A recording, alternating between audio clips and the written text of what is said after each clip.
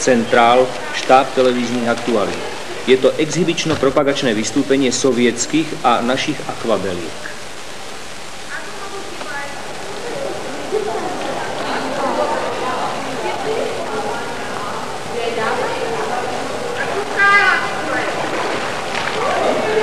Мы приехали в Братиславу 21 числа. Нам здесь очень-очень нравится. Условия для работы просто шикарные. Очень хороший бассейн, очень хороший зал. Так что девочки, которые работают здесь, могут хорошо подготовиться к соревнованиям. Основная наша задача заключается в том, чтобы дать как много больше упражнений, как много больше движений девочкам и тренерам, рассказать, как надо вести тренировки. И мы будем очень рады, что если мы сможем помочь вам во всех тренировках и во всех ваших начинаниях. Skupinu synchronizovaného plávania sme si pozvali preto, lebo patria medzi svetovú špičku. Naše dievčatá zaostávajú za nimi, zistili sme v čom, najmä to v silovej príprave, v ohybnosti, tak sa snažíme, aby sme ich dobehli v najbližších rokoch.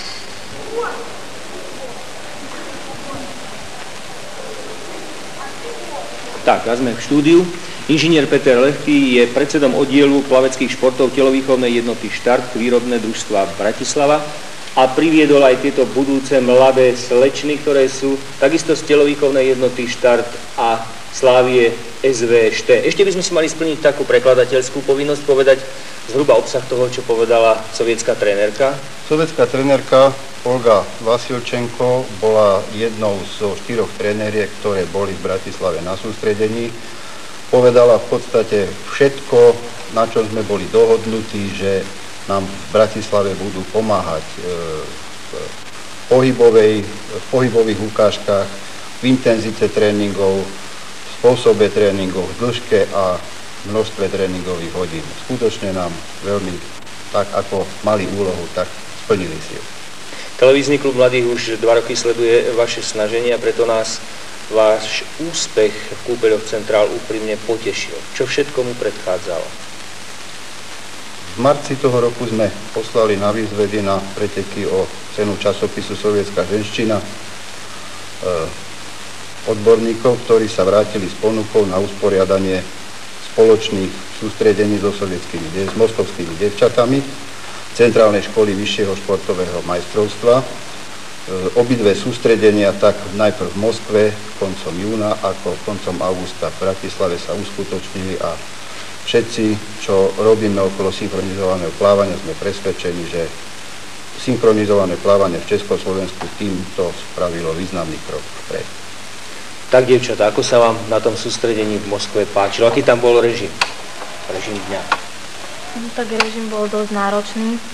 Vstávali sme skoro, hneď po raňajkách sme išli teda na plavareň, kde sme začínali v telocvični, posilovaním alebo baletom. Potom sme išli do bazéna. Kto vás trénoval? Tak trénovali nás aj naše trénerky, ale hlavne teda tie sovietské trénerky. Dali vám zabrať? Áno, dali nám zabrať a predovšetkým nás trénovali dievčatá moskovské. Každé dievča od nás malo určité dievča z Moskvy a tá sa jej venovala a pomáhala jej. A cítite, že vám to pomohlo? Máte, povedzme, ste na tom lepšie technicky alebo fyzicky? Sme na tom lepšie. Máme vyššie stojky, ako lepšie sa cvičí, aj rýchlejšie plávame. Ja som ale počul takú klebetu. Ako to bolo s tými zmrzlinami? No? Nikto nepovie? Ja neviem. Pre dievčatá je to isté také nepríjemné. Ja to poviem, že skutočne starostlivosť sovietských priateľov v Moskve bola prvotriedna. Strava v hoteli bola vydatná a každý obed, každá večera bola zakončená obrovskou porciou zmrzliny. Nevedeli sme si to vynachváliť do momentu, keď nám na záver sústredenia sovietskí priatelia povedali, že všetko je v poriadku, len že máme trochu dievčatá pri sebe. Takže doma bez zmrzliny a bude všetko v poriadku. To som rád uveril, že majú dievčatá nadváhu, pretože u nás už je to tak v Československu s dievčatami. Ale druhá vec, je to naozaj pravda, že jedna z vás, neviem, ktorá dokáže spať v tom špagáte takom? Nie, naša. Nie, to je Sáňa Tkačenko, ktorú dávame našim dievčatám za vzor. Tá si dala zhotoviť od svojho otca nejakú takú špeciálnu posteľ. No akurát to tam nenájdeme. Nájdeme. Áno, tak toto ukážte tam na kameru, aby to bolo vidno. A minimálne hodinu v čelnom špagáte táto tánička spáva. Takže potom pre ňu špagát mimo spánku je veľmi jednoduchý. Ja už teraz viem, že prečo ste sa tak bránili, že to nedokážete. Však? No, program bol náročný, tréningy tiež. Mali ste vôbec nejaký voľný čas? Mali ste chvíľu pre seba? A ak áno, čo ste robili? No tak navštívili sme Kremel, boli sme na tom kremelskom nádvorí, aj mauzoleum sme navštívili.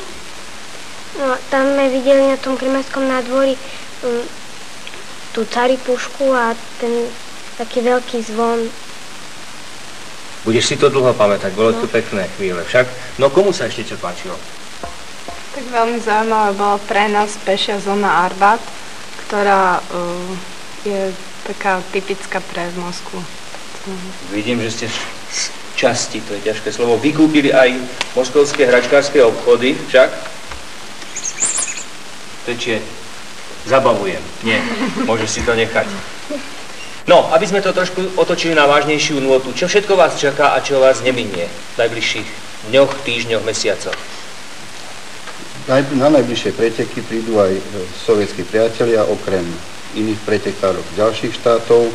Podľa telefonického oznámenia už vezú so sebou pozvánku na ich preteky a pozvánku na nové sústredenie znovu v Moskve.